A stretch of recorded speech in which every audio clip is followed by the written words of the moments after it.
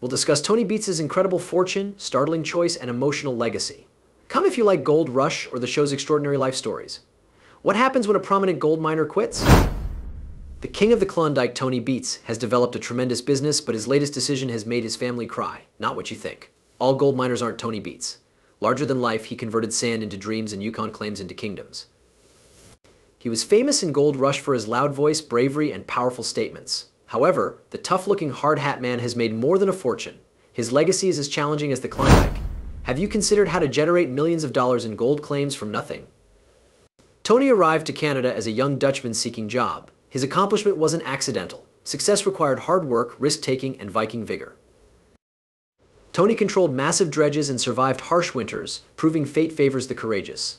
The plot then changes course. Wealth is more than money and gold, it affects others. Tony's success has benefited his family, but they feel pressure to live up to his reputation. Mike, Monica, and Kevin are adults living alone. Minnie, his wife, supports him, and sometimes escaping it. The story begins here. What happens when money outgrows the creator? Is it a blessing or have ties that weaken family relationships? If given a gold country to reign, what would you do? Tony's story is about gold, love, grit, and beautiful, chaotic family. We'll discover how this fortune alters their emotions, lives, and money as we learn more. Keep reading Beats' lovely narrative. Before becoming the tough-as-nails miner from Gold Rush, Tony Beats was a young Dutchman trying to find his way. Could you imagine leaving home, family, and everything you know at 18 to follow your passion abroad?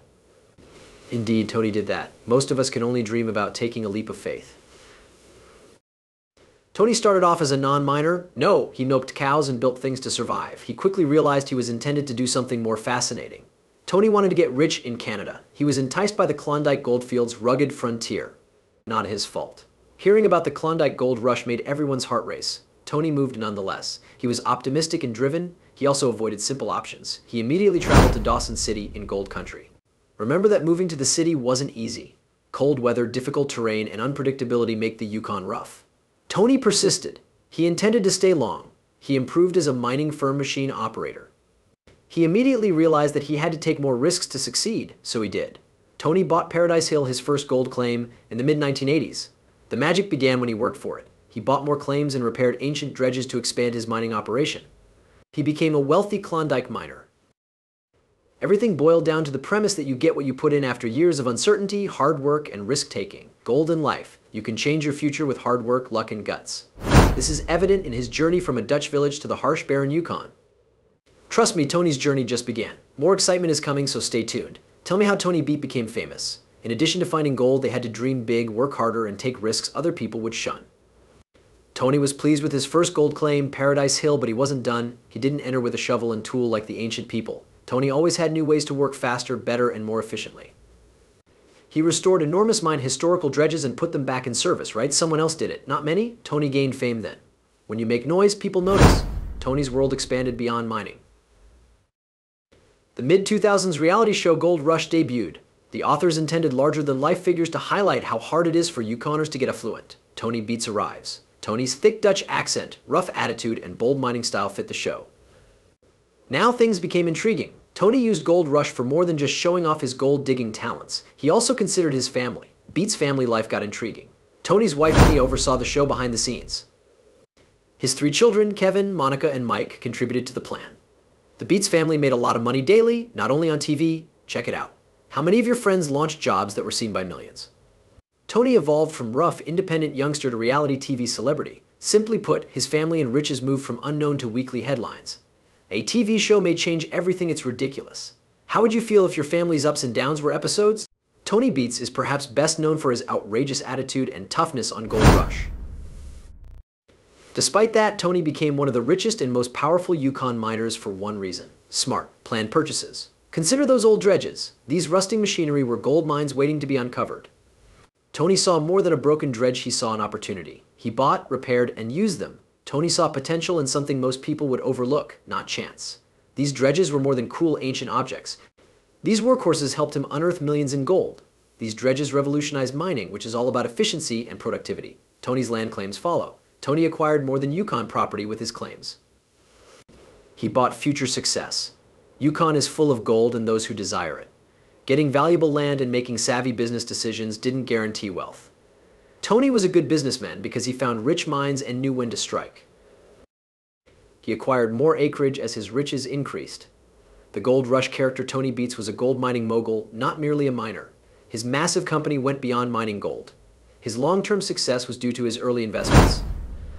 Check it out. How frequently can you say, yeah, I always made the right choice about your job? Tony became one of the richest Yukon miners by investing in new ideas, tools, and acreage. That win cemented his gold-digging legacy. Tony was successful, but not just. Risking something is different from staying with it when the odds are against you. Tony had challenges, but his ability to perceive opportunities where others saw problems set him apart. What does a famous man do? Millions watched his every TV move. It's a ride. In addition to Yukon, Tony Beets had success with Gold Rush. Fame caused many issues, especially for his family. Start with Tony's wife, Minnie.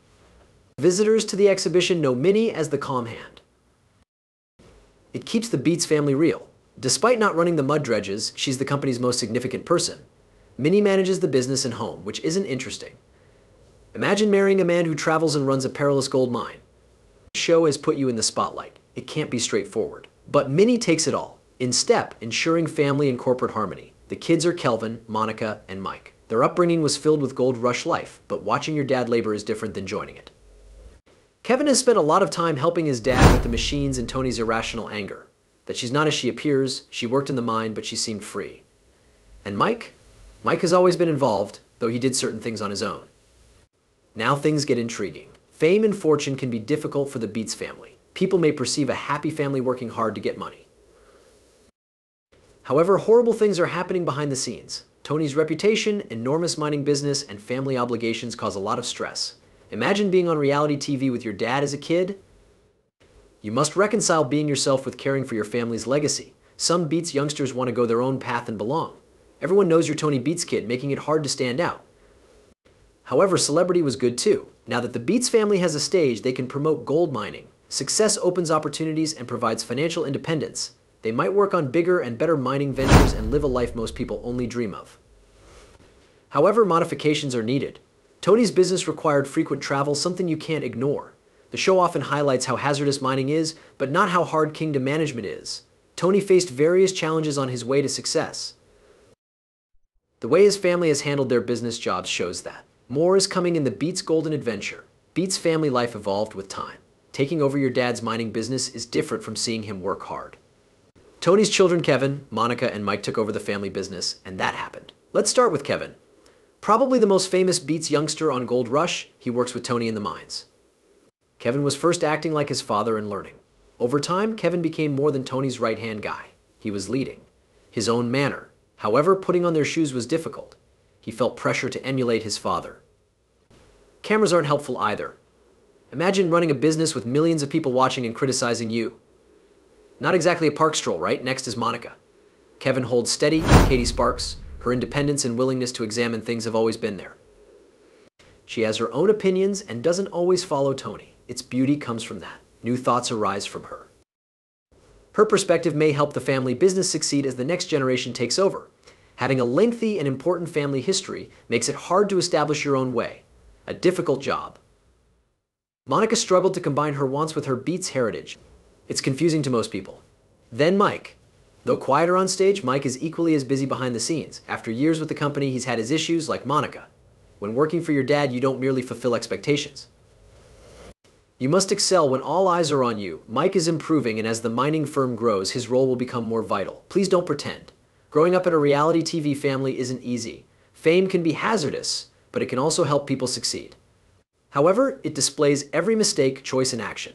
Running a gold mine demands continual attention, whether you're maintaining machines, spending long hours in freezing temperatures, or making tough decisions. When you have a video crew, you must entertain everyone. Being tough, seasoned miner Tony Beets is one thing. Being Kevin, Monica, or Mike Beets, who are still discovering themselves in their father's shadow, is different.